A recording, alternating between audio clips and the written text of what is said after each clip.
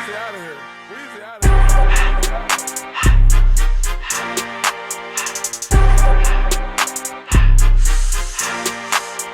All right, you are listening to the Rent Free MMA podcast, the only podcast living in your head, rent free. I got a special guest for you today. We got one half of the Half the Battle podcast. His name is Shaq. What's up, Shaq? How's it going, Johnny? I'm happy to be on the show. I'm a big fan of your work, and let's get things going. Yeah, man, I'm glad to have you on, and I was really looking forward to this. If you guys don't know, Shaq is one half, like I mentioned, of the Half the Battle podcast. He's got a show he hosted with his partner Daniel Levy. They've been in the game for a long time. If you guys don't already know, head over to their channel. It's called the Half the Battle, also known as Best Fight Picks. They're always dropping off really, really good knowledge. Another one to add to your rotation. I got them on my rotation as if you like what you hear, go ahead and click a follow on theirs, and don't forget to subscribe to mine as well. My name is Johnny, and what we do in this podcast is we break the fights down all the way down from the prelims all the way up to the main event. We break down the skill sets of each fighter and analyze how they match up together, and we break down the odds from a betting perspective. And we have a really, really good card for you guys this weekend. I'm super duper excited for this one.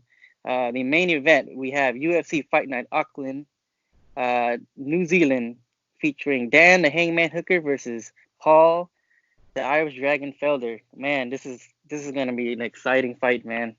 I can't wait for this one. This is gonna be like Just Bleed written all over it. What are your thoughts on the main event? Man, this main event is something that I kind of saw coming after both these guys' last fights. The way Dan Hooker looked in his last two fights, knocking out Vic and putting on that clinic against Oleksiejczuk, you had to assume he was going to get a main event fight. And then Paul Felder finally has been getting over that hump in his last couple fights with his wins over Vic as well. And then he won the rematch against Edson. So I'm super excited for this fight. 5 rounds. I mean, Hooker's one of the best strikers at lightweight. Felder, I mean, this guy's a dog. So I'm super excited, man. Yeah, this is a fight for the fans.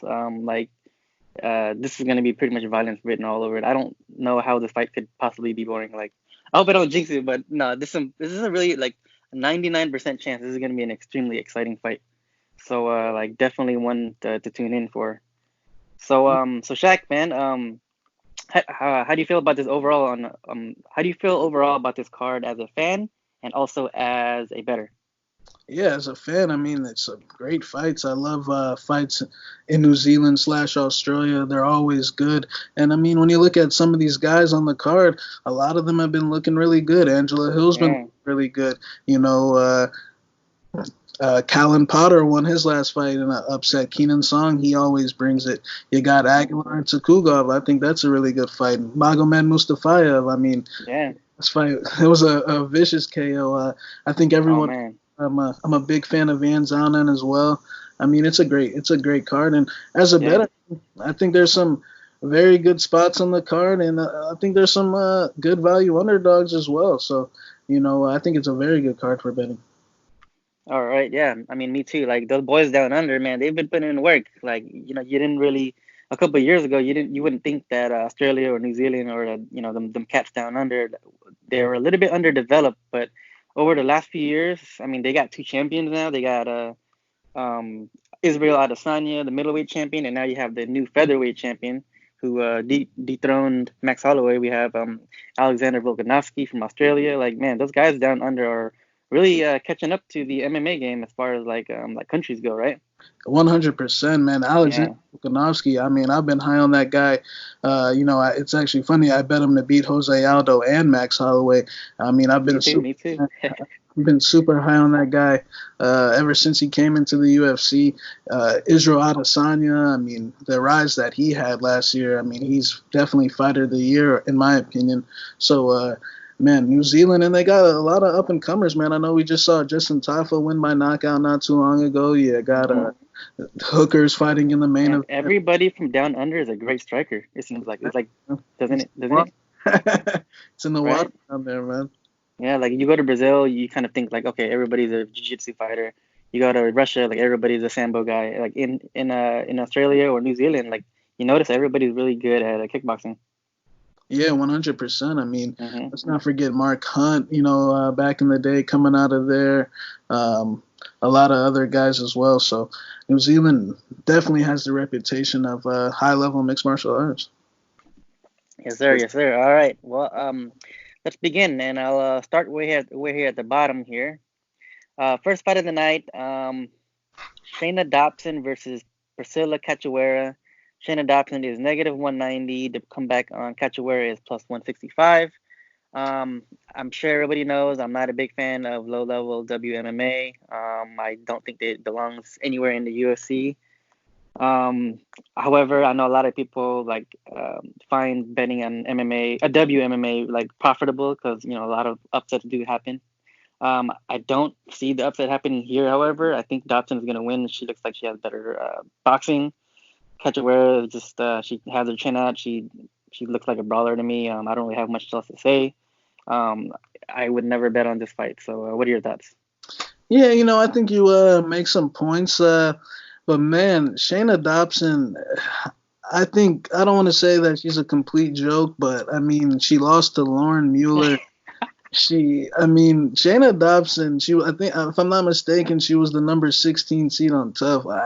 I think there's a chance that she actually might be the complete fraud here in this spot. I mean, look, I just can't name a fight where she's actually done good in. Cachoeira, although she's been losing, I think they're to a lot more respectable people. Molly McCann, who I'm somewhat, I think Molly McCann's a decent fighter. Luana Carolina, who's undefeated or, one loss. So I think she's and Valentina Shevchenko. So I think Cachoeira's fought much better competition. I think this is a step down for her. I think there's some value in her in the betting side of things. Yeah, Dobson seems to probably throw cleaner punches, but Cachoeira's got more grit. I feel like she's a little tougher. So I actually think she's gonna come out here and get the win here. I think Dobson, her being lined this big of a favorite is kind of sketchy. It's a fucking joke. It's a fucking joke. Like, if anything, like these two low-level WMMA fighters should probably be even, and there it is. Like, again, like the underdogs, sometimes the women's they come through. So, yeah, I wouldn't disagree with that one. All right, moving on. Any other thoughts on that one at all? Oh no, man. No, not at all. Okay, cool. Moving on, we have Maki Coconut Bombs Pitolo versus Takashi Sato. Odds are even. Sato is -115. Pitolo is -105. And so we have Sato, who is from Japan. He's a southpaw. He pretty much he throws single shots at a time. He throws the right jab. He has his left hand cocked back, ready to throw a straight left. That's kind of pretty much all he does. He doesn't throw with too much volume. He's looking to counter. He gets hit a ton. Another dimension to his game. He looks like he has decent trips, and he has some pretty lethal ground and pound. I've seen him throw some pretty badass elbows from the top position. Not that great of a fighter.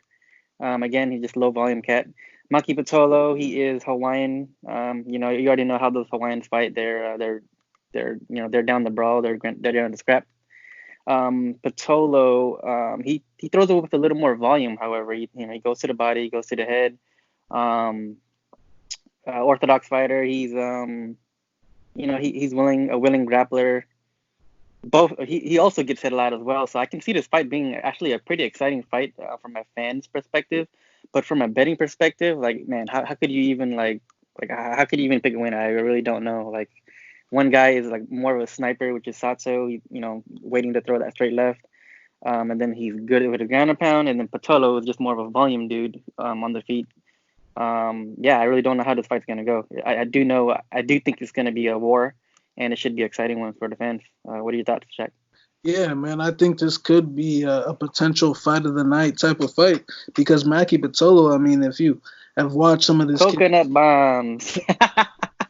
This nickname is so funny. I mean, man. I mean, look, it's an accurate nickname because Yeah. I think he's got some pineapple tattoos if I'm not mistaken, or Yeah. but I mean, look, the guy is definitely excitement. If you haven't seen some of his past fights, I mean, he's very exciting. But the downside of that is he's been KO'd unconscious on more than one occasion, definitely twice. And then his last fight against Callan Potter, we saw that he doesn't really move his head. Now Sato, on the other hand, this guy. This fight is going to be exciting because both these guys are very, very chinny. I mean, both these guys can definitely be wobbled. Sato is definitely probably a better overall striker, and probably overall he's probably more skilled than Pitolo. It's just that Maki Pitolo, kind of like you said, he's Hawaiian. He fights with Hawaiian spirit. He's not scared to get in there. Like, no matter how many KO losses this guy takes, he's going to engage and he's going to try to get into a firefight and try to get a knockout.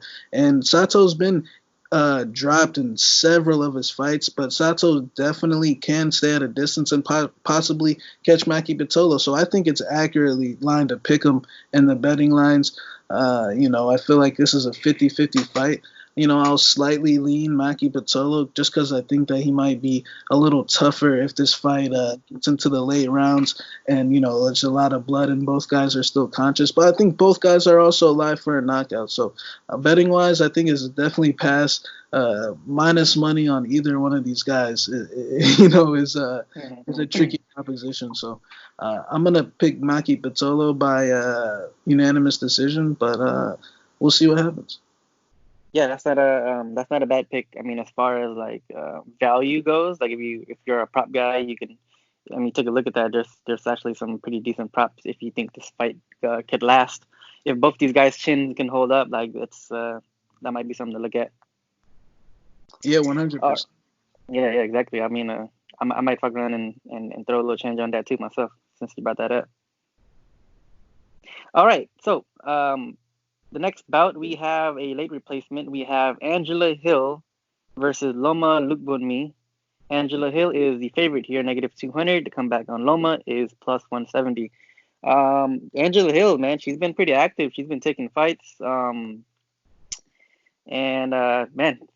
Surprisingly, she's actually been finishing these fights inside the distance. So I'm actually kind of happy for that. Happy for her. And as well as happy that all the juice lords out there who are taking these juiced out -400 overs are getting popped. Teach them a little lesson about finding value. But we have Angela Hill. Everybody kind of knows who she is.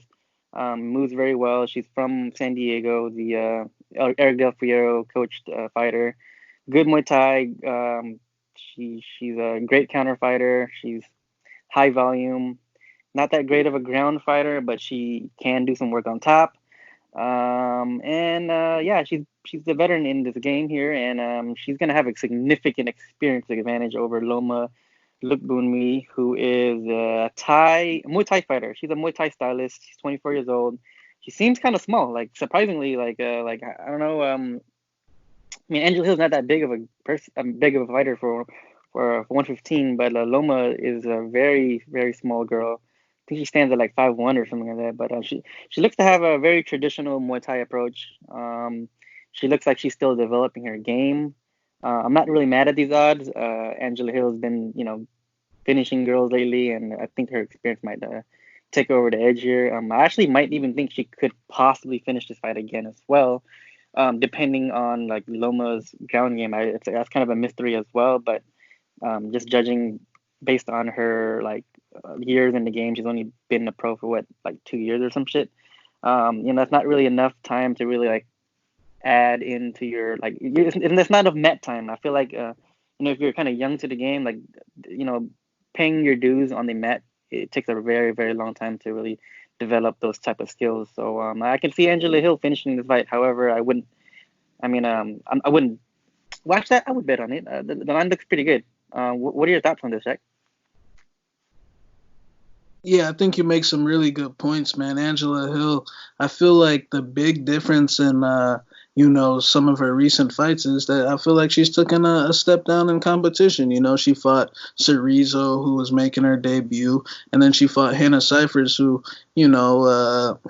it just isn't quite on that level. I mean, she's not fighting the likes of Yan Xiaonan anymore, or Courtney Casey, or Randa Marcos. These more stamped girls at 115. She's fighting these inexperienced young girls. So now she's got a lot more experience. So I agree. I actually think she might roll here just because she's been fighting frequently. She's comfortable in that octagon right now.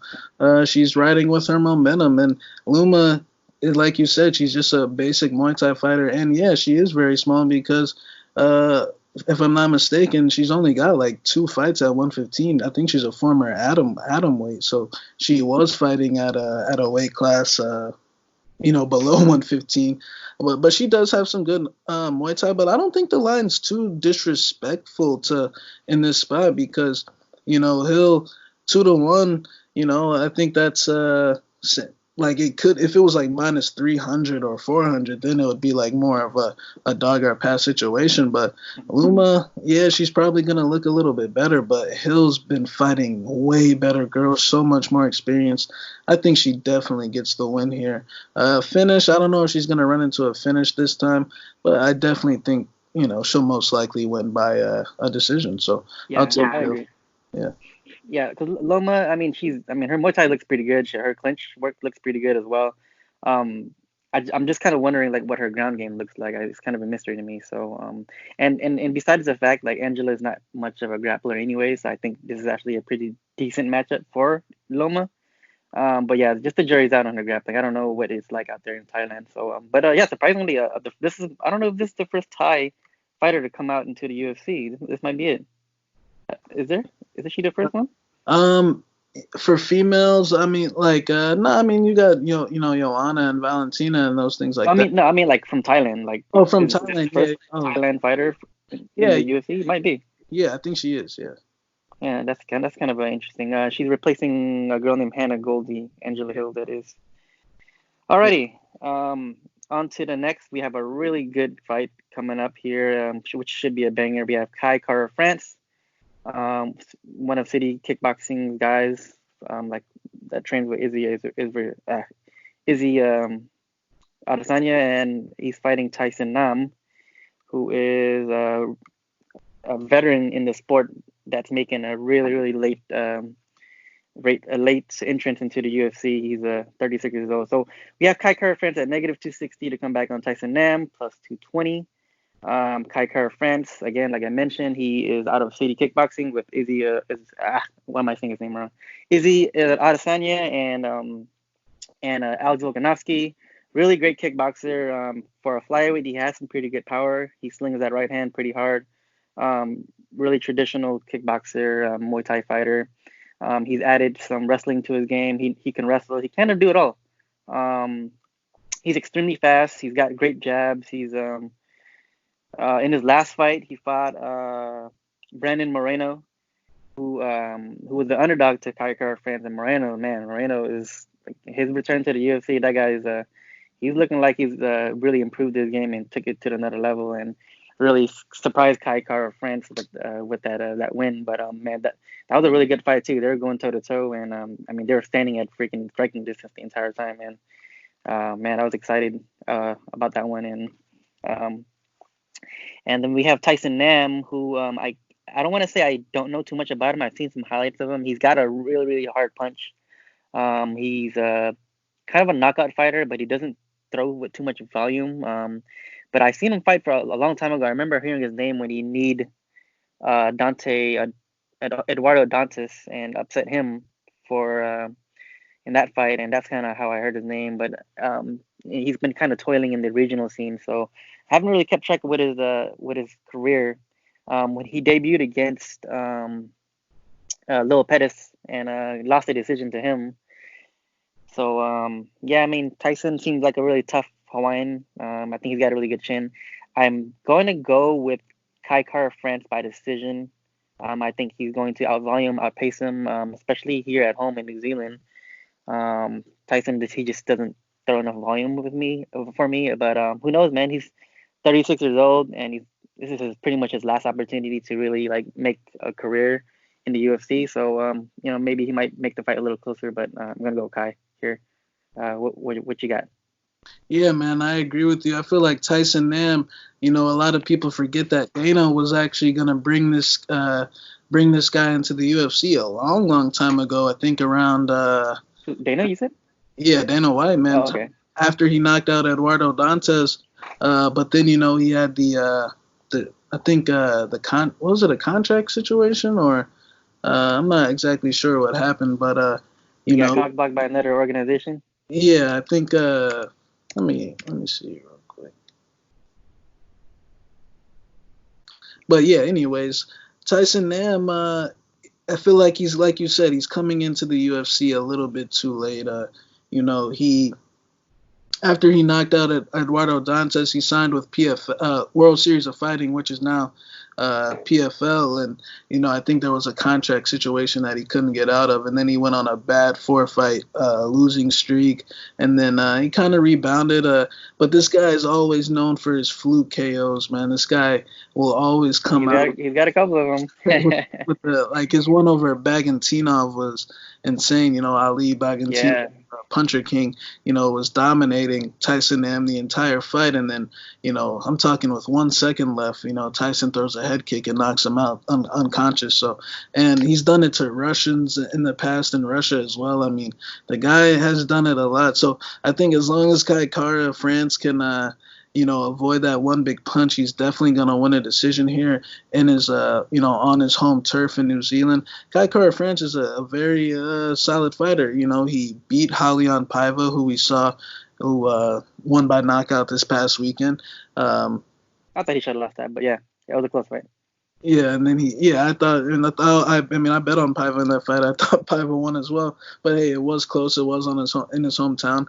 But then he also beat Mark De La Rosa. So I think that Cachoeira France is the more proven guy. Now, from a betting perspective, am I willing to lay minus 265 on Cachoeira? Cachoeira is a very experienced guy, but he also has his fair share of losses as well. And I do think that Cachoeira is a little chinny, and he ducks his head down a lot. So if Tyson Nam can pick up on that, possibly he could get another fluke KO. But I doubt that happens. I think more than likely Cachoeira drops him along the way throughout the 15 minutes, probably builds up a big lead and wins a decision there in his hometown. So I'll pick Cachoeira France. Yeah, I can't disagree with any of that. Kai, his record speaks for itself. Like, he's had his inconsistencies. So at that price, negative 265 or negative 260, it's I'm not going to play that, but I do think he will win. So, but it should be a good one though. I'm interested to see what Tyson Nam's going to do. Like, he's just you're 36 years old, you're making your sophomore fight. Like, you got to come out and do something different, So who knows? All right, so next fight, we have another exciting one. We have Callan Potter versus Song Kenan.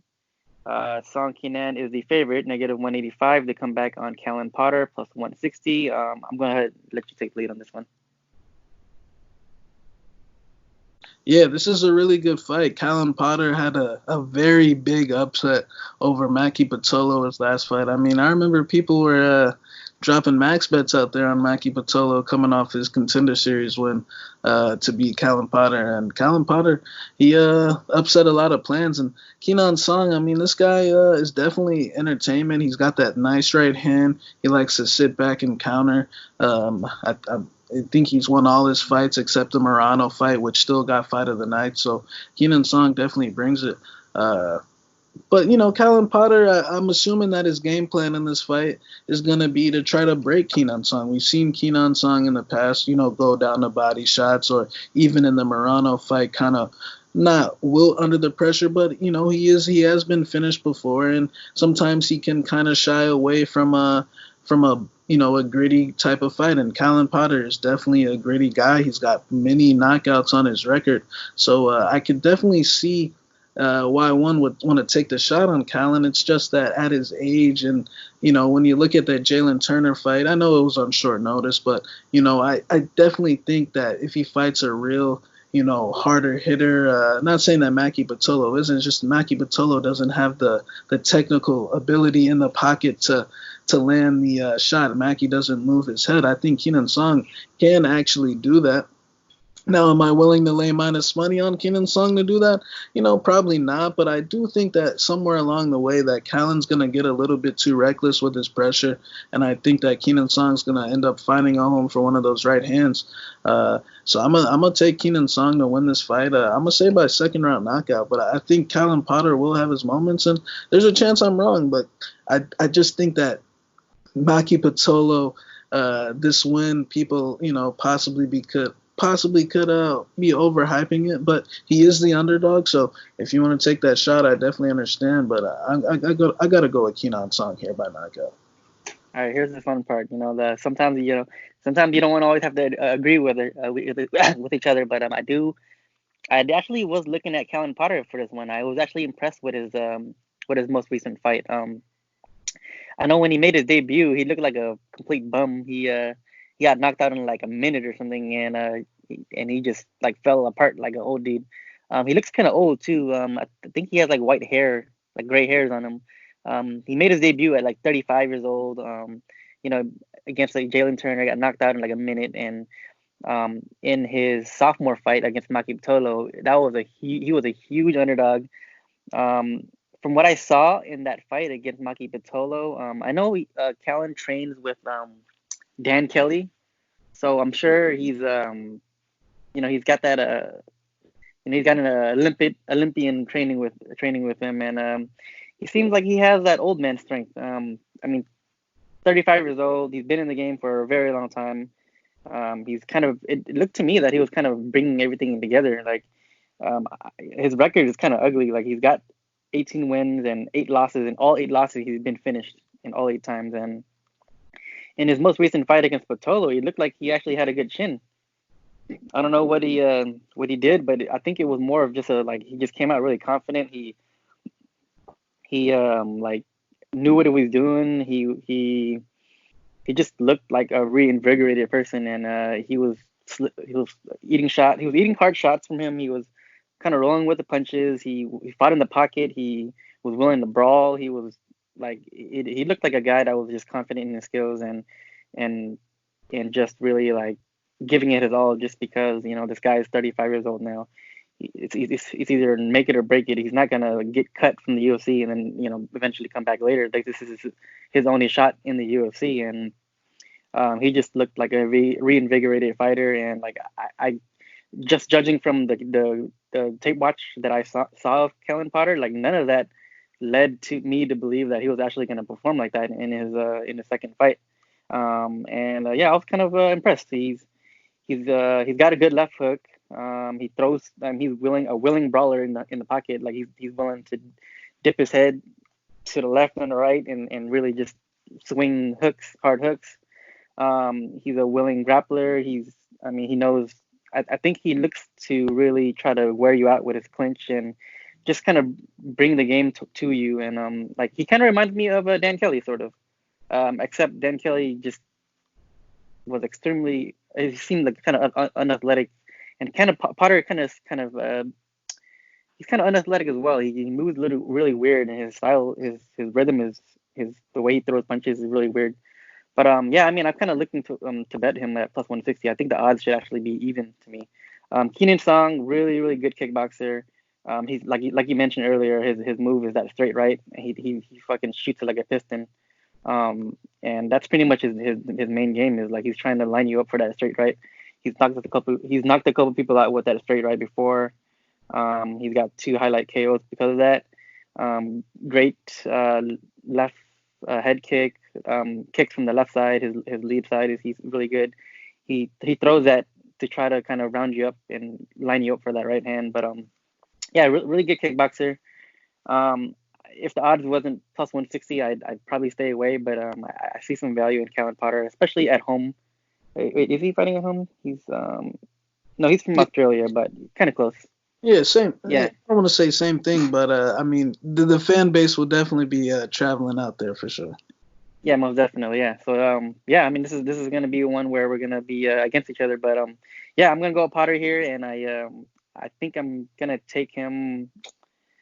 Maybe by decision.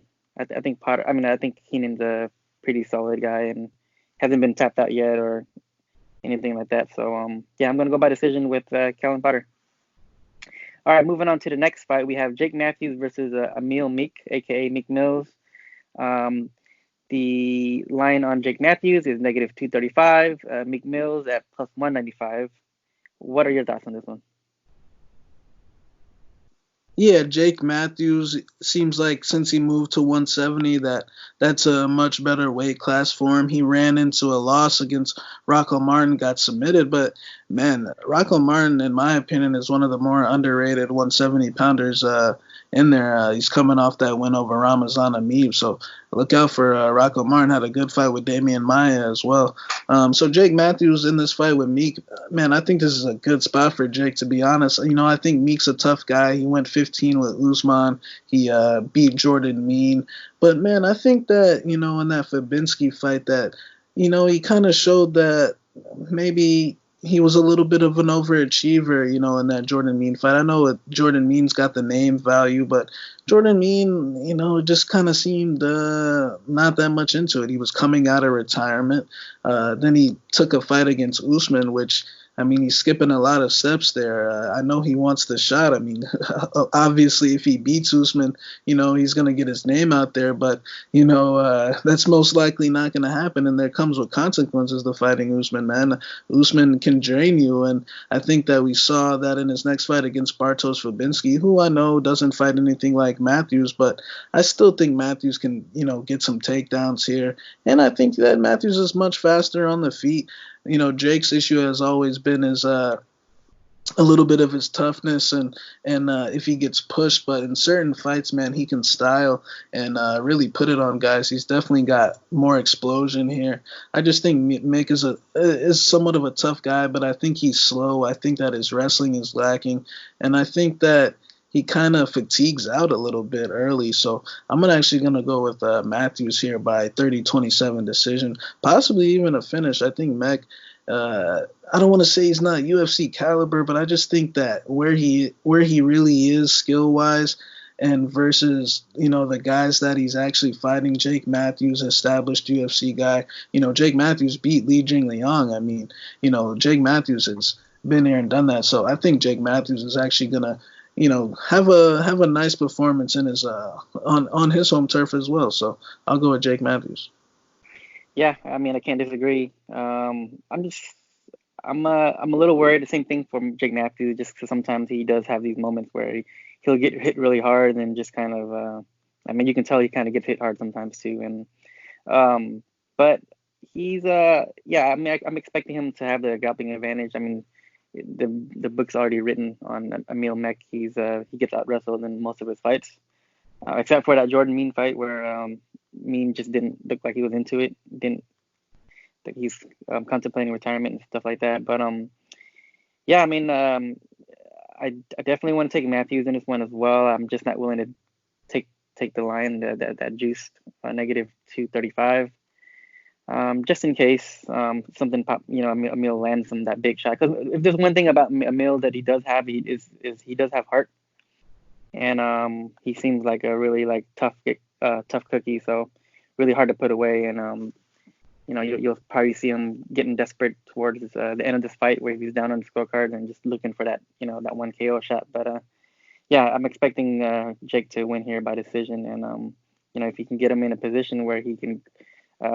Take the back and kind of get this rear naked choke or something like that. That's definitely possible as well. No disagreement there. Next fight, we have the main event of the Fight Pass prelims. The ESPN Plus prelims. We have it's not Jamie Mullarkey. It's Jalen Turner, and we have a late replacement replacing Jamie Mullarkey is Josh Culibao. I didn't know about this one, so I guess I can't really give too much insight on Culibao just because I didn't know that was a replacement. But Jalen Turner, he is a southpaw, really tall guy, really good straight left. He's got power in both his hands. He fights really lanky.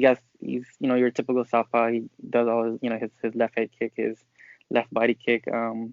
Really potent offensive fighter, but he's been knocked out before himself, and being a 6'3" lightweight, he's he's gonna be taller than a whole lot of people at lightweight, and he's got some durability issues though, and he's been put out before, so really hard fighter to trust. I mean, I really don't know anything about this Culibao cat. Did you do any research on this dude? Yeah, yeah, I have. The thing with Jalen, like you said, Jalen Turner, very good offensive fighter, throws a lot of volume. He's an offensive juggernaut, but defensively, he, like you said, he's reckless. He's been KO'd more than twice, and by guys with losing records. I mean, he's been knocked out by bums before, even dating back to his amateur days. I mean, some of them are up on YouTube. So Jalen Turner has been KO'd stiff many times, so he is, always going to be a little bit hard to trust at these type of lines. This guy Culibao, he's a featherweight. I think he's moving up here on short notice, and I think there's definitely a chance that he's live for a knockout. But more than likely, what's going to happen here is, Jalen Turner, although he's a little spotty and sketchy, this is going to be somewhat of a step down in competition for him. And he's more than likely going to come out here with a knockout win. When he fights these lesser guys, they can't really handle his offense, and especially a guy that he's got a lot of size on. So I see Jalen Turner actually getting a quick knockout here. Yeah, I mean, no argument there. I mean, unless this Joshua guy could wrestle, I mean, Jalen Turner, he's not that great of a wrestler. Doesn't seem like he's got the body type to know how to wrestle. Yeah, I mean, we saw that in his fight with Frivola. Everyone was expecting a stand-up war, but Frivola just took him down, and he really didn't have an answer. But I'm interested to see if Culibao can do something similar. Mm-hmm. And is Culibao from Australia? Let me see here. Yeah. He is? Okay, yeah. I mean, he's got that going for him too. So, it's tough for people, especially if you're young and you're like not experienced, to go out and travel and to another country and just perform at your best abilities, so that's also something to really kind of consider. So I mean if the odds were a little bit closer, I think the odds opened up for Jalen Turner at -150. I think those odds look really good, but at 200, like, man, like I do think he's gonna, I mean, I do think he's a pretty good fighter, but sometimes people underperform when they're traveling somewhere really far, and so I mean that could be a factor as well. So that's a pass for me, but I'm gonna go with Jalen Turner as well. All right, so moving on to the main card of the ESPN Plus event here, we have Kevin Aguilar versus Zubaira Tukhugov. Odds are pretty much smack dead even at -110 apiece. This should be another banger, another exciting fight. We have Kevin Aguilar, who is a boxer. He has some pretty good takedown defense. He's a big puncher, and he's got a pretty good record. He recently fought Dan Ige, who turns out to be a beast himself. I mean, we knew that already, but that was another really good fight, and I expect this one to be another war as well. I know Zubaira Tukhugov had a really long layoff, and then he came back and fought a newcomer named Lerone Murphy. That ended up being a split draw. So I know Tukhugov has had some gassing issues as well, so that might be attributed to his 3-year layoff, and it's kind of hard to figure out like how he's going to show up in this fight. But your typical Russian guy who he wrestles. He's got some good spins. Pretty athletic dude. I think he trained out of Tiger Muay Thai. So good striker, good wrestling, good all-around fighter. He just tends to gas a bit, and I think his last 3 fights ended up being a split decision. So this one could end up being a really close fight, and I think I'm gonna go with Kevin Aguilar just because I think he's really scrappy. I think he hits pretty hard, and I mean if Zubaira ends up gassing again, I can see Kevin Aguilar picking up later on in the fights. He's been in 5-round fights before. He's had a couple 3rd-round finishes. Plenty actually on his record. I see here 1, 2, 3, 4. Yeah, he's got 4 3rd-round finishes. So he looks like a guy who kind of stays in the fight even when it's late into fight, and he kind of still carries his power. So yeah, I'm gonna go with him over Zubaira. What are your thoughts? Yeah, man, this is a great fight. I'm a big fan of Aguilar, dating back to his days on Access TV and the Legacy FC promotion. The guy, I don't know if you remember, he actually fought Leonard Garcia after Leonard Garcia got cut from the UFC. And Leonard actually knocked Kevin out. So I remember Kevin Aguilar from way back then. And Tukhugov, man, I feel like a few, 3-4 years ago, around the time he was fighting Moicano, the hype was serious on him. But ever since he took that loss to Moicano, he kind of, I think he had the USADA thing, and, you know, Khabib was fighting McGregor, so he was doing that as well. Let's not forget he was jumping over that cage as well after the McGregor. Oh, yeah, he was one of those dudes, huh? Yeah. So Tukhugov, I mean, you know, he's one of these guys that kind of really doesn't have to fight. I mean, he's, you know, well connected with the Russians and Team Khabib. So Aguilar, I feel like as a fighter, you know, is definitely entertaining. Definitely, you know, Aguilar used to be 300 pounds, and now he's 145 pounds. So we know he's got a lot of power. That's definitely his best attribute. But man, Aguilar in a lot of his fights gets hurt in a lot of his fights, man. The guy is definitely chinny. Usually he ends up coming back in those fights, and he usually ends up knocking the guys out. And, you know, there's definitely a chance he does that here. But Tukhugov, I mean, look, I think the guy that he fought, Leron Murphy, who was making his debut, is actually fairly underrated.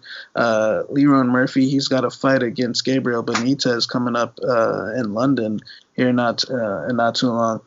Yeah, he looks pretty athletic. Yeah, he's definitely, I think he's one of the more underrated, you know, newcomer type of guys. And Tukhugov, in my opinion, won that fight. It's kind of interesting how they scored it. I know that he did slow down, and that was probably due to the layoff, but it's also due to the fact that he uses a lot of movement. He bounces up and down a lot. And I feel like that could give Kevin a little trouble. I think there's a chance that Tukhugov drops Kevin early. Kevin, he got dropped against Rick Glenn twice. He was able to still win that fight, but then he fought Barzola. The first 2 rounds, he definitely did his thing, but in that 3rd round, he kind of got tired and was getting touched up. And the Dan Ige fight, you know, he got dropped several times as well. So I'm a little worrisome that Kevin's, you know, damage meter might be ticking a little bit. Not saying that Tukhugov's isn't, but I think that Tukhugov just was a little rusty a little bit. I think that we might see a better version here in this fight. And I actually think he's going to come out here and get the win. I think that, you know, the ability to touch Kevin is going to be there all night. Kevin definitely has that one hitter in him. He's definitely got big power in his fist. But I think that Tukhugov's movement and his is going to give Kevin a little bit trouble here. And I'll take Tukhugov by, I'll say a decision. Yeah, I mean, it's a very close fight to call. My opinion on this one should be taken with a picogram of salt. So and I'm not really sure how this one's gonna go, but it should be a war. I'm expecting that. That's for sure. All right, moving on. We have Brad Riddell versus Magomed Mustafaev. This one should also be another really, really exciting fight, especially for the fans, because Brad Riddell brings it, and so does Mustafaev. Another person who also took another 3-year long layoff. I'm not really sure why. Was he one of those guys that punched McGregor as well, or no? No. See, Mustafaev, he's more so he more so hangs with the Russian politicians. You know, he's not a Team Khabib or anything, but you know, he's more so well connected with all the Mr. Vladimirs and. You know, those guys. Yeah, if you look at Mustafaev's picture and Zubaira's picture, they would look exactly the same. They definitely got that similar haircut, man. Everybody in like that region looks kind of the same. They have that scruffy hair with the beard and the, you know, extra hairy eyebrows, extra fuzzy eyebrows. But yeah. So Mustafaev, I mean, before I remember him making his comeback the 3 years out of the game after he lost to Kevin Lee. You really didn't know what the heck he's been doing, but he came out and fought Rafael Fiziev, who had a lot of hype behind him as well, just because he had a really extensive Muay Thai background, and he had some really cool videos out there online on YouTube. of him, and Magomed came out and put him out with a really lightning fast spinning back kick, and that man, that was really, really fast. And man, these freaking Russian dudes, man, they're man, you don't know what the heck you're gonna get with these guys. But Magomed Mustafaev has finished all of his fights in his career, as well as being finished in all of his career. So this guy's got a 100% finish rate, whether he wins or loses. And he's taking on Brad Riddell, who is a well-known kickboxer. I can't say I've watched any of his kickboxing fights, or I mean I've watched him in his MMA fights. Yeah, this guy's got some power in his punches, and I think he actually has a win over Keenan Sung as well. That's actually the only fight that I've actually seen him in, and yeah, he put Keenan Sung out with some pretty hard body punches, and I expect this fight to finish. I'm not really sure how this fight's gonna play out, just because Magomed Mustafaev is such a freaking like whirlwind of fucking offense, like he has like a Tasmanian devil up in there, and he's got some good wrestling, just like, obviously most Russians do. He's got some explosive techniques, judging by that spinning back kick he hit. This guy's coming at the kill, and I think he's got some pretty lethal elbows as well. He cut Piotr Holman, and then even before that, he cut Abubakar Nurmagomedov in that fight as well. So this guy's extremely dangerous, and I'm going to go ahead and lean towards Mustafaev, just because Riddell is a lifelong kickboxer, and him coming in and fighting a guy who can I just don't know how he's going to be able to close that wrestling gap. I mean, I know he's training with a really good camp, but if Mustafaev gets him down, I can see him either getting like a choke or getting full mount and just kind of dropping bows and taking over the fight from there. But if the fight does last a little bit longer into maybe the third round or something, I could see Riddell taking over, just because Mustafaev does gas out, because he just doesn't stop. This guy is fucking pure offense. He doesn't believe in holding a position. He just goes for whatever he goes for. Arm bars, fucking triangle chokes, whatever it is. He's not waiting and holding position for very long. He's going for the finish. So yeah, I'm gonna go with Mustafaev. Not a safe bet by any means, but that's my pick. What are your thoughts? Yeah, I don't want to say that I disagree with the line, but I kind of expected Mustafaev to be a little higher of a favorite. I know Riddell had a very good fight of the night fight with Jamie Malarkey his last fight. Jamie Malarkey is nowhere near the level of Magomed Mustafaev. A tough son of a bitch, though. I'll tell you that much. That was a fucking crazy ass fucking fight. Oh yeah, it was a great fight, 100%. But I feel like Brad Riddell is still developing in his MMA game, and he's I know he's knocked out Keenan Sung, but a lot of his other fights, I mean, they were wearing t-shirts. No, I'm totally joking, but I mean, they were wearing t-shirts, but I know some countries have different rules, but some of the guys he were fighting, I mean, they were just complete cans. And Jamie Malarkey was a reasonable step up. I think that there's a chance this is a little bit too much of a step up. I think Mustafaev, he only lost to a top 10 guy, Kevin Lee. I mean, there's no shame in that at all. Then he bounces back. And what he did to Fiziev, I mean, he made SportsCenter top 10 plays the next morning. You're not going to see you're not going to see many beautiful spins like that. And let's not forget what he was doing to Kevin Lee in that first round when they fought, man. Kevin Lee was hurt badly. I mean, Kevin Lee was, crouching over, holding his ribs. I mean, Magomed Mustafaev kicks really hard. Now, Riddell is definitely a real kickboxer. I mean, he knocked out John Wayne Parr. I mean, he's definitely a real kickboxer. And like you said, if this fight does get extended, if he can survive the first 5 to 7 minutes of this fight, then it should get interesting, because Magomed, with all those spins and all those dynamic attacks, you can't get tired. The thing is, man, it's easier said than done, and sometimes guys get a little bit timid against that. And I truly think that Magomed Mustafaev, there's also a chance he gets better, man. He's trying to get into a rhythm. He's trying to take frequent fights now instead of fighting once every 2 years. I think that he kind of wants to be in the game right now. So I'm actually going to take Magomed Mustafaev by first round knockout. I think that Brad Riddell's a good up and comer, but I think this is a little bit too much of a step up. Yeah, surprisingly, I didn't know that Brad Riddell is only 28 years old. He's actually pretty damn young. He's got a lot of years ahead of him.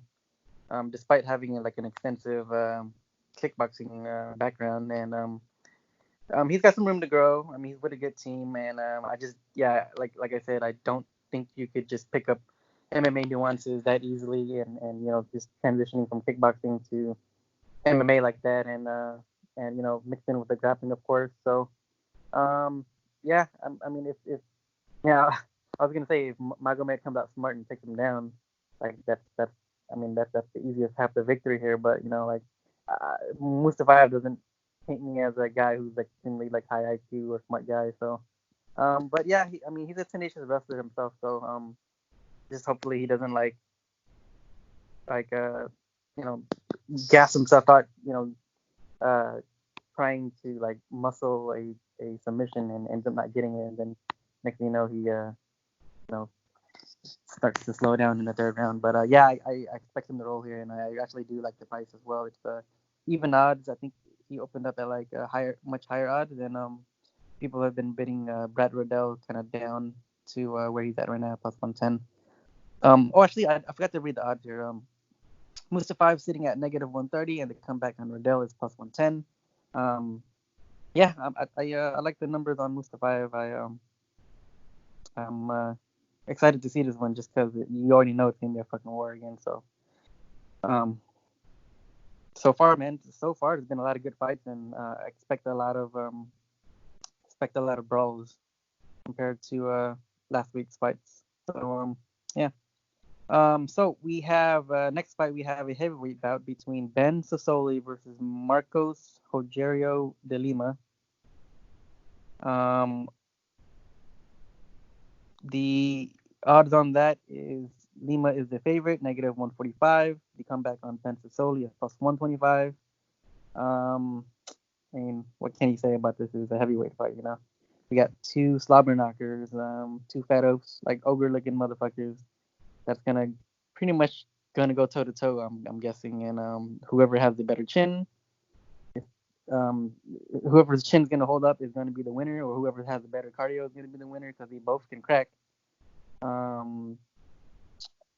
don't even know how you can break this one down, but Sosoli is your typical Samoan dude. He is from New Zealand, however. Oh no, he's from Australia, but your big boned, Samoan dude. And then Rogerio is a Muay Thai fighter. He's got some pretty decent leg kicks for a heavyweight. He's got some power in his hand as well. It looks to me that he's trying to wrestle more for some reason late in his career. He out-wrestled Adam Wieserek in that fight and ended up going to a really uncharacteristic decision, which paid out a grip. I remember that fight. And I can see this fight being a banger. I can also see, like, for some reason, De Lima going for takedowns if just to kind of maybe prove a point that he's actually improving his ground game, because this guy's been embarrassingly tapped out in most of his UFC career in pretty embarrassing fashion. So maybe he might come out here and switch it up on Ben Sosoli and try to take him down. But really tough fight to kind of predict, but and it's really hard to pick a winner as well. But I actually might throw a little bit of a flyer on maybe the over or something. Well, what you got here? Yeah, this is an interesting matchup because Ben Sosoli, a lot of people thought he was going to go in there and get ran through in less than a minute against Greg Hardy, and he actually went to 15 minutes. Yeah, exactly. And he, kind of showed that he had some, some skill. And Rogerio de Lima, we know that he's known for his Brazilian kickboxing, and he's got vicious power, low kicks, big punches. But his issue has always been on the mat with the submissions. Like we saw his fight with Struve, where he 10-8'd Struve the first round, and then all of a sudden, he's tapping the mat, and he's done that throughout his career. So, yeah, he can implement a takedown game plan here, but Ben Sosoli, man, is a very heavy guy. I think. Let me see what he weighs in at. He is 265 pounds. He's weighing in at 265. And, trying to wrestle a guy like that, man, it could kind of, tire you out, which could lead to Marcos Rogerio de Lima pulling another stunt, which he has done, several times in his career. So I think Marcos Rogerio de Lima needs to use his skills here and stay on the feet with Sosoli and just use his speed. He's going to weigh less than Sosoli. He's a lighter. He's a lot faster. And, Sosoli, he's just one of these guys where, yeah, he's tough. He's a decent boxer. But, it just seems like guys like him, when all we have to say is, he's tough or, sometimes things don't necessarily work out for them. Yes, he is live for a knockout. He's a heavyweight. This is a heavyweight fight. Anybody could go down. But I think if Rogerio de Lima stays on the feet and uses his kickboxing, that he can light Sosoli up, man. I think he's much faster. Sosoli kind of only uses his hands. He's very predictable. So I'm going to go with Rogerio de Lima to get the win here. But from a betting perspective, I can't bet on Rogerio de Lima. You never know what this guy's going to do.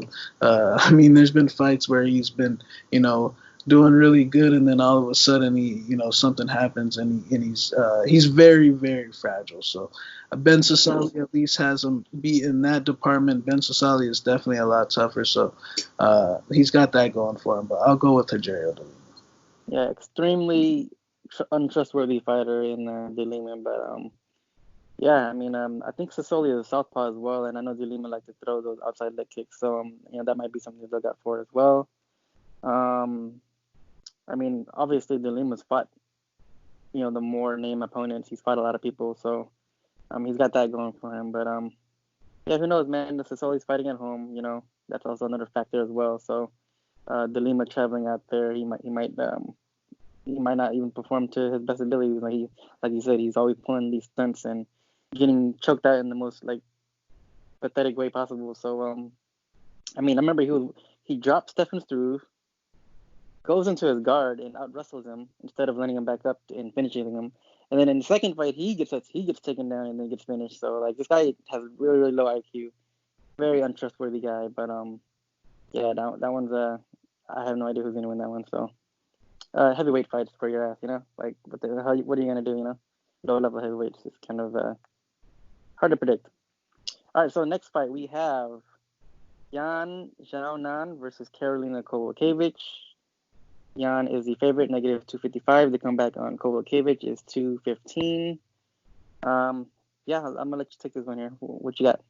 Yeah, I love every time that Xiaonan fights him. I've been high on this girl ever since before her UFC debut, before she was fighting Colin Curran, man. I had a big bet on her. And I just knew that, girls at that, lower level haven't really seen anything like her in a minute, man. She's out here throwing side kicks to the face. She's got the good boxing. Her grappling's getting better fight to fight. And I feel like she's taken, perfect steps up each fight. She starts off with Curran, and then she performs as the underdog against Viviane Pereira and beats her by decision. Then the Angela Hill fight, that was her first real test, and it was her first fight in America. She lost that first round, but she was able to come back and win the next two. So I feel like Yan Xiaonan has been tested every step along the way, and now her step up in competition is someone, in my opinion, who's honestly on their way out. I think Karolina had a very good run, to start off her UFC career, made it all the way to the title fight against Joanna Jędrzejczyk. But what's happened ever since that title fight? She got finished by Claudia Gadelha in the first round. She was able to get a couple wins against, Jodie Escobel and Felice Herrig. But, her last few fights, the Grasso fight, that was domination. a lot of people thought she was still had enough to win that fight. The Karate Hottie fight, I mean, they were, Karate Hottie, put a clinic on her as well. And let's not forget that Jessica Andrade vicious knockout. I feel like that kind of was I don't want to say a nail in the coffin, but it just kind of led to her possibly considering, other things. I know she's mentioned that, she's putting off motherhood to, I just think that she's taking these fights to I don't want to say rack up money, on her way out, but I just think that she knows she's not going to be a champion anymore, and this isn't the most important thing to her. So I still think that she's going to fight hard. I still think that she's, still tough Carolina, but in this particular matchup, Carolina's striking defense is just too bad to beat Yan Xiaonan, in my opinion. Yan Xiaonan is a buzzsaw if you move forward, and she's just gonna keep throwing at you all day long. She brings a variety of attacks. She moves well. I see Yan Xiaonan running away with this by 30-26, a lopsided decision. I think there's also a chance that you see a finish in the female division as well. Yan Xiaonan, like I said, that side kick to the head. I think that the way things have been going for Carolina in her last few fights, when you look at the Karate Hottie fight and the Grasso fight where, she's bloodied up badly and the fights aren't even close. I feel like Yan Xiaonan doesn't have the name as those girls, but I think that she's just as good, if not better than those girls, and I feel like she's going to get introduced to a lot of people on Saturday. So I got Yan Xiaonan by a lopsided decision. Yeah, I totally agree. Same sentiments as well. Carolina doesn't look like she has any heart left. Like, she doesn't seem like she even wants to be there anymore. She is 34 years old. That's kind of like around that time where like, hey, are you going to continue fighting, And she's on a 3-fight losing streak. I'm actually expecting her to retire after this. After 4 losses, what is she going to do from here? Like, is she going to go on a run? Like, I don't know if she has that in her. Obviously she has had the much better strength of schedule. She's fought like the who's in her division. She even has a win over Rose Namajunas, but she's just doesn't look like her heart's in it anymore, and it should be a good fight as well. She's kind of been into some exciting fights as well, so I expect it to be fun. I know Yan is she's like a wushu fighter. She's throws a good straight right. She's very active. She looks really mean in there, like she has that little mean mug in her, and she has a bit of a mean streak. So I can see the anytime she lands that side kick to the face, I can see the crowd going bonkers, and that'll definitely help with that decision. And I think she's gonna land more impactful punches and kicks, and definitely think I'll take her by decision as well. Did I read the odds? Yeah, I did read the odds. Okay, good. So moving on, we have the co-main event. Jim Crute versus, I don't know how to say this guy's name. Mikhail Oleksiejczuk. Something like that. So Mikhail Oleksiejczuk. Jim Crute. If you have never heard Dana White talk about him, have you fucking heard of Jimmy Crute? Have you? Jimmy Crute, he is I think he's a black belt. I'm not really sure. He might be a brown belt or... No, he's a black belt. He's a black belt, okay. Kind of a young black belt. He's 23 years old, so he must have been training jiu-jitsu for a little while now. But I'll reserve my judgment on his jiu-jitsu. I'm not really sure if he's a real black belt, but if that's his style, then sure. He's got some decent kickboxing. Pretty well-rounded guy. He's like I mentioned, he's a black belt. He's got some good head kicks. He's got some power in his hands. Really young and kind of, his name's the Brute, and he kind of fights like he's a brute. Hard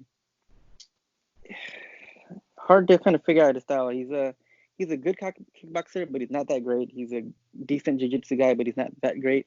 His wrestling is not that great either. He got taken down a couple times by Paul Craig of all people. So kind of really hard to tell. He got finished pretty early by Misha Serkinov, who needed that win really, really bad. But he also looked good in finishing Sam Alvey with that straight right. And it's one of those fights where it's kind of really hard to tell as well. Oleksiejczuk is a kind of a dad bod fighter. He's also pretty young. Actually, they're in the same age group. One's 23 and Oleksiejczuk is 24. Oleksiejczuk is a southpaw fighter. He sticks to the basic. He goes straight left, right hook. He goes to the body a lot. He finished John Vellante with a body shot. He has a really good chin as well. He's been hit with some really, really hard punches. And he still sticks around. He seems like a smaller 205er, but he could probably cut down some weight and actually fight at 185. But I think just because he's a really active competitor, he has some good energy about him. I think he uses that to his advantage over the 205ers who were a little bit slower and lower volume. But this guy's he's a pretty good fighter. I actually picked him to beat Ovince St. Preux, and he freaking blew my bet up, just gassing the fuck out and getting choked out and looking like a bum. So really hard for me to figure out this one here. I think I'm shit. I don't know who to pick on this one here.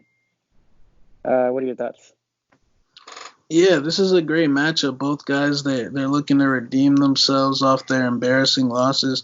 McCall Oleksiejczuk, I mean, he was dropping Ovince St. Preux all over the place. I also bet on McCall in that fight.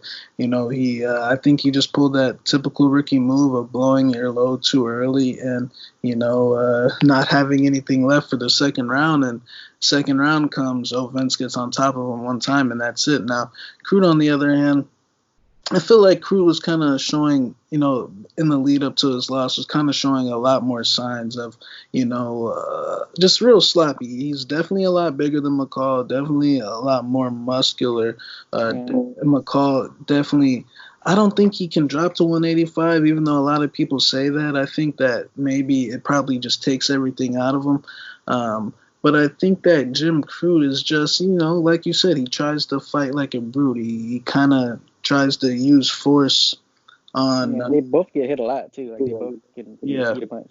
Exactly. So I think that this is going to be a very entertaining fight. I think that Crute probably has the slight edge on the mat, and McCall definitely has the edge on the feet.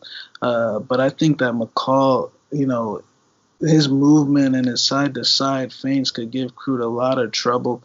And Crute, man, he's kind of just shown signs of not thinking in there at times, man. The Paul Craig fight was really sloppy to me. His Contender Series fight was a little bit sloppier than usual to me as well. I think that he's big. I think that he's, he looks like a gigantic boy, but I think that skill-wise, McCall Oleksiejczuk has him beat. He just needs to stay away from the areas that Jim Crute's power could, become a factor, or his wrestling could become a factor. But I think that on the feet, that I don't want to say it's a mismatch, but I think that, McCall's side-to-side movement and his pace and the body shots could really have Crute out there looking silly. And I know from a betting perspective, pretty much everyone is betting on Crute here just because the line, was super wide when it opened. But I think there's a chance it opened that wide for a reason, man. I think that Crute has shown many signs that he doesn't think too well in there. So I'm actually going to go with McCall Oleksiejczuk here by knockout. I'm interested to see what happens just because everyone did take those shots on Jimmy Crute, but I think that McCall Oleksiejczuk's the better fighter here. Yeah, so McCall, he's currently sitting at -140 in the comeback, and Crute is +120. Like what you mentioned earlier, Crute opened up at 175 and got bet down to 120. So I think that might be more of a thing where the line probably shouldn't have been that wide. I don't know if people actually think Crute's definitely going to win or something like that. But I think the odds should definitely be a little closer, and I think I'm leaning towards Oleksiejczuk as well. His gassing out really let me down, and I just can't really trust a fighter like that. And I think he then he also grabbed the guillotine on OSP as well and got himself choked out with that Von Flue choke or Von Prue choke. Is that what happened? Yeah, there was another Von Flue choke. One thing you shouldn't do against OSP, just don't guillotine this guy. That's all you had to do, and this guy goes and gets choked by that. That's just low IQ, by both guys. And low IQ by McCall, and I think Crute's a low IQ guy as well. But That's what you get when you go from the 205 divisions, like just the outer top 10 guys. Like it's just a division full of like big ogres that are just they're not that great of fighters. They're not that athletic. It's kind of not a very deep division, and you'll have these type of guys where they're just not that good, and I don't see these guys challenging John Jones anytime soon. So yeah, just a sloppy fight, and it should be a fun one though. So yeah. All right, so in the main event, the moment we've all been waiting for, we have Paul the Irish Dragon Felder versus Dan the Hangman Hooker. I can't say enough about this fight. This is going to be a banger of a fight. Dan Hooker, I think in his entire UFC career, he's finished every single one of his opponents, except his last one against Al Quinta, who is a tough son of a bitch himself, a tough New Yorker. Daniel Hooker, he is a switch stance fighter. He could fight from orthodox or he could fight from southpaw. And he is pretty much adept at both stances. He's a really lanky, rangy dude. He could fight in the pocket as well. This guy's dangerous everywhere. He's got elbows. He's got knees. He pressures you. He's got that really great calf kick. Like he's got a great guillotine. If you try to, stick your head where it don't belong, he can snatch that up just because he's got really long arms.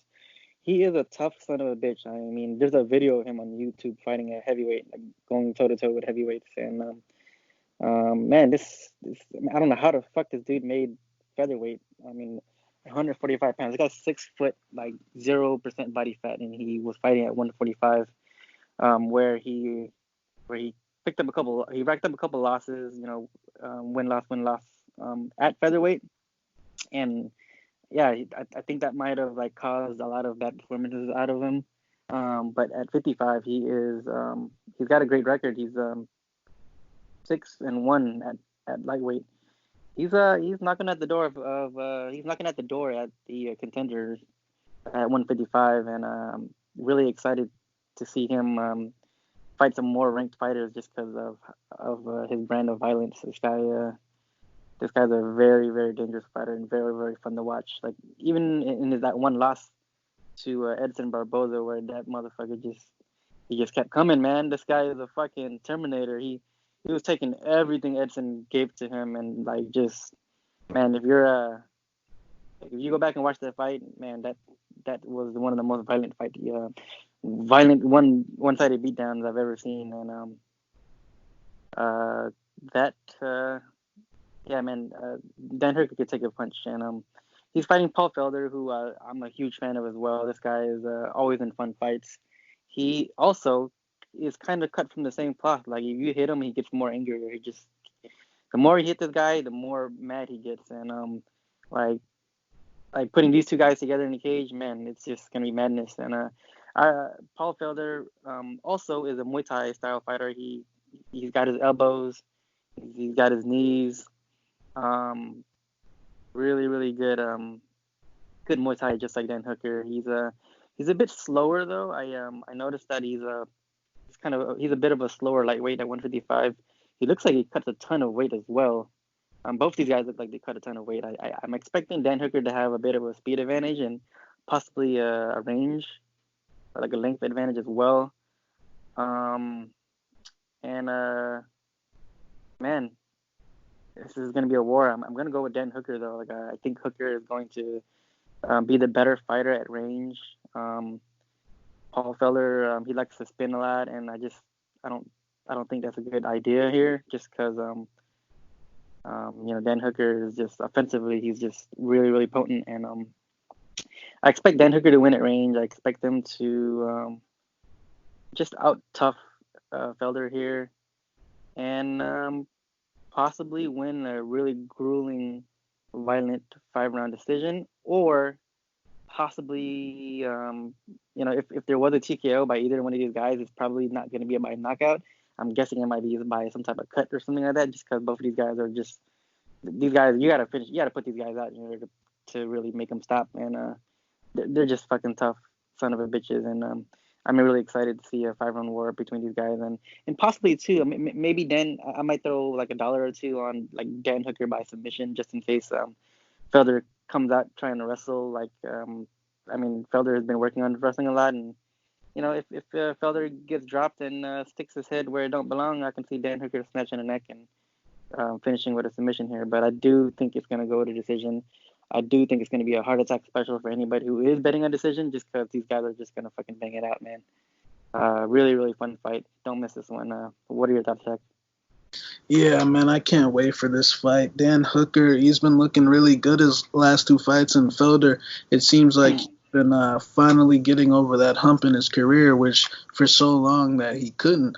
Now, Hooker definitely has been looking great since he moved up to lightweight, knocked out Gilbert Burns, and, those last two wins, Vic and Kenta. But at the same time, I know, though, he looked great in those wins, but, man, I know Kenta had that number 6 number next to his name when they fought, but, Johnny, between you and me, Kenta has never been number 6 in that lightweight division in the rankings. I mean, he got that ranking because Kevin Lee, I don't know. I still don't know why Kevin can't beat him. Kevin just, I don't know, he just has that thing with Kenta. He gets a little bit too emotional when they fight. But He's got an ego. It's his ego that won't allow him. Exactly. Man.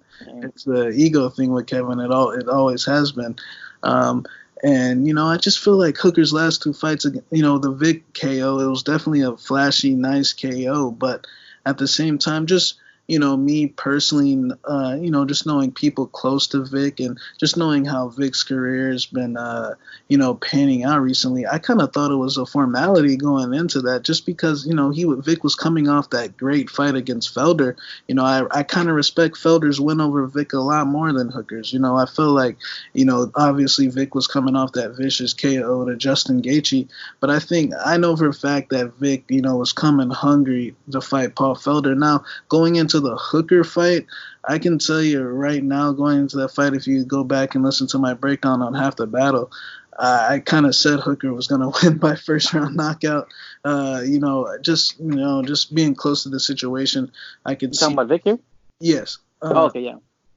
Just knowing, being closer to the situation, I could kind of see where things were going, and I just feel like Paul Felder fought a much more hungrier James Vick, fought a much more well-prepared James Vick. So, and then his fight with Hooker's fight with Kenta. I mean, look, Kenta, like I said, in my opinion, has never really been number 6 in the world, and that fight was over 30 seconds in. It was just a little bit too easy. I know it was a lot easier than what Paul Felder's been going through. He, like I said, had a much more a tougher fight with Vic, just because I think that Vic, was actually showing up in better condition for that fight. And what about his fight with Edson Barbosa? I know a lot of people think that he lost. Now, I actually bet on Paul Felder in that fight. I thought my money was on Barbosa, but yeah, I lost on that one. I was pretty pissed.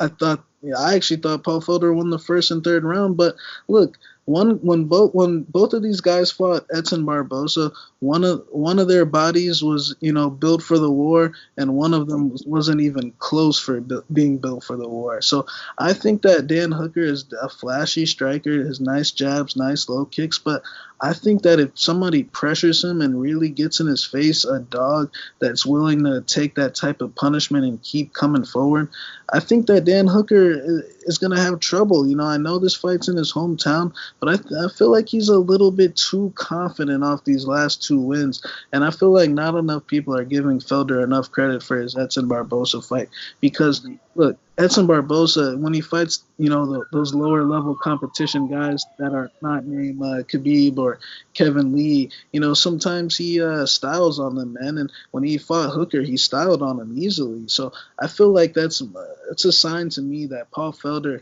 yes, he might be a little slower. Yeah, definitely Hooker might get off on some calf kicks and some nice jabs, but this being a 5-round fight, I feel like this is a perfect fight for Felder to get to Hooker in the late rounds and really put that pressure on him. And I actually think Paul Felder is going to get the biggest win of his career on Saturday in New Zealand and pull off a big upset down there. I think that he's going to get to Hooker with his size. I think he's going to be bigger on fight night. And I just think he's going to walk Hooker down. And Hooker, like I said, I just think that his last 2 fights have been too too easy. I don't think that, he's really been in that real dog fight. So I think Felder, if he makes this a dog fight, that he can get to Hooker, and I think he's going to win. So I'm going to go with Paul Felder. That's what's up. I mean, man, I love Paul Felder. I can't. I'm always gonna tune into both these guys' fights. And a really interesting thing too, they both have similar opponents, and they both fought James Vick, and they both fought Edson Barboza recently, and I think they both beat James Vick, and Hooker came out with that beautiful fake over right hand. He came out with the left hook. Man, that was a beautiful sequence there, and then we had Barboza, who absolutely destroyed Dan Hooker, and then Paul Felder, who had an extremely close fight with him. And I know MMA math doesn't really make sense here, and it for sure doesn't. I'm not gonna go any further than that. But this is it's gonna be a good one, and I do expect it to be a close fight. And I mean, do you see this fight going all 5 rounds? Do you see a finisher? Yeah, I think that there's a good chance it actually goes under. I think, in main events, man, sometimes the energy is a little bit different. When there's the lights are brighter. The lights are brighter. The name is on the. Actually, this last year, man, I actually profited a lot off betting under 4.5 rounds. I mean, it's a lot of time, man, for something to not happen. Playing the under ones and the under twos, they kind of, long term, they kind of really don't lead anywhere unless you're, very selective with them. But yeah, I agree. Consistently bet them, they kind of don't lead anywhere. But under 4.5, man, I think it's gonna go under.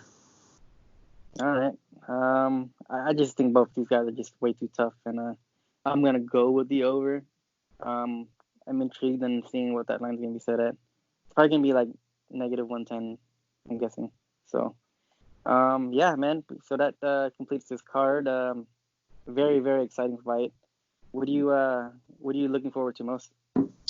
Man, I'm looking forward, obviously, the main event, but I'm also looking forward to Oleksiejczuk and Jimmy Crute, because not too long ago, man, both these guys were, the darlings of the 205 division. Crute was supposed to carry the torch for the Aussie 205ers. He was supposed to go in there and knock Misha Serkinov out, and I mean, he pulled a stun in there, and Oleksiejczuk as well, man. He was supposed to go out there and knock Ovince St. Preux out and become a legit 205er. So I feel like they matched both these guys up for a reason. They want to see who wants to redeem themselves, and the loser is most likely going to be in the doghouse. So I'm really interested for that fight. Yeah, for me, it's just the main event, man. Paul Felder and Dan Hooker, that's going to be the fight for me that I'm really looking forward to, and I really advise people to really tune into as well. What's your favorite bet on this card, if there is one? Man, I'm gonna have to go with Yan